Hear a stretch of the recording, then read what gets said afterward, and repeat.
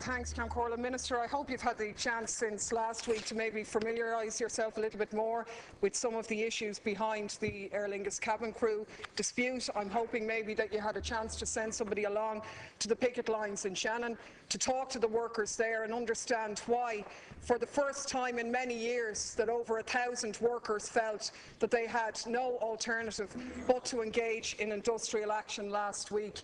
An action which saw the virtual grounding of the Aer Lingus fleet with 200 flights cancelled. Now, I put it to you here last week, Minister, that how you dealt with this dispute was going to be one of the first measures of the post-election tests, if you like, of this government in terms of whether you were actually listening to people. And I'd have to say I don't think you've really done a great job of it, because since last week we had initially the announcement by the company that they were going to meet the workers, first time after refusing to do it for 3 years, but no date, and the strike went ahead.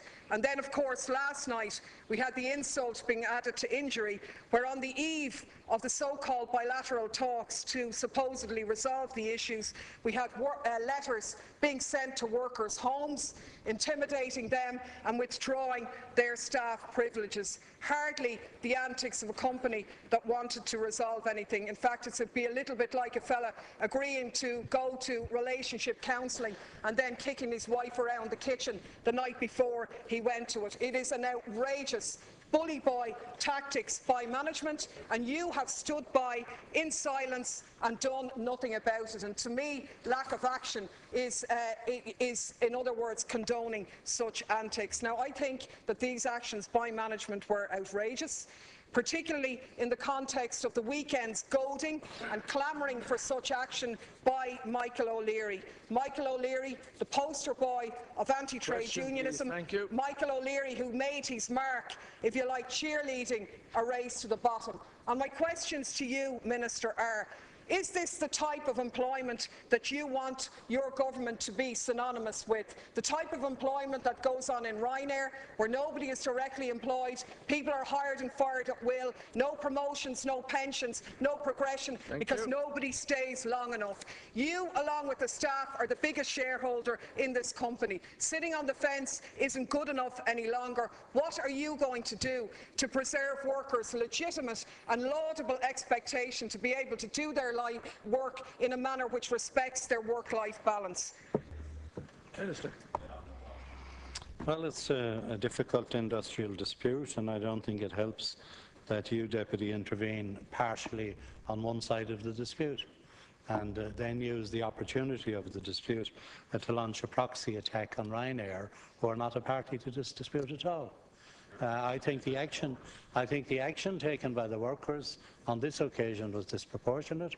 I defend the rights of workers to take industrial action, but I think it was disproportionate at the bank holiday weekend to discommode 30,000 ordinary people who had plans to have a break at the weekend by flying out of the country. I think the action was disproportionate.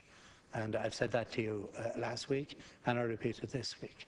I also said that the way forward is to use the industrial relations machinery of the state if they can be helpful to bring the two sides together, and this should be resolved as industrial disputes are resolved by talking and by compromise and coming to a solution. And I don't think it achieves anything to have a tirade against one side when there are two sides to every industrial dispute. And in the end of the day, management and workers, their representatives, will have to sit down and resolve this, and they should do it sooner rather than later without discommoding the Irish public further.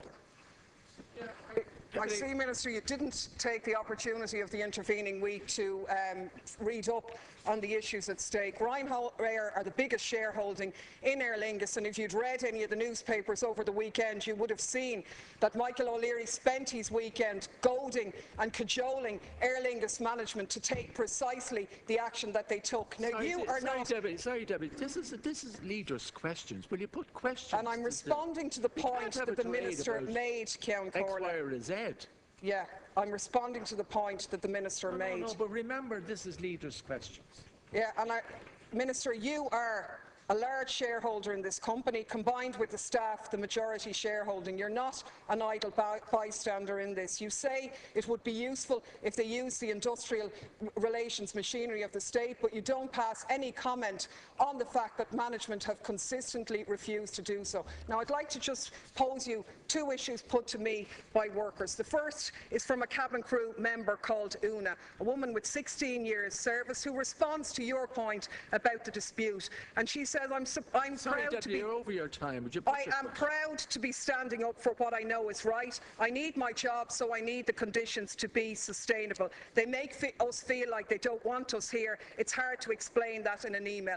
We are nervous about this action. We don't want to ruin people's holidays. It's heartbreaking for everybody, but we've been told to stand up to bullies, and that's what we have to do. You're not as on the sidelines here, Minister. It is difficult for the workers. What I'm saying to you is, you, as the major shareholder in this company, do you think it's acceptable that people are bullied out of a career, driven out because they cannot have a family life, a life that's afforded to pilots and every other cabin crew member? Do you think it's unreasonable that people would be asked to work their job in a more family-friendly way? And if you don't think that's unreasonable, what are you doing about it?